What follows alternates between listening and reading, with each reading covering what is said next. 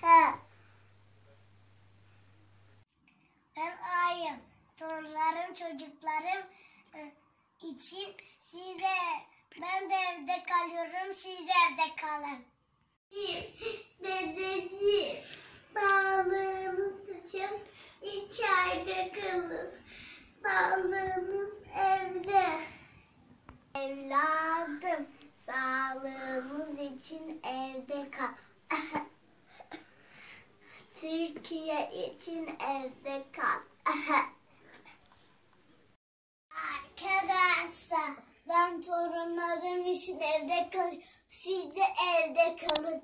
Sağlığınız için ve torunlarınız için.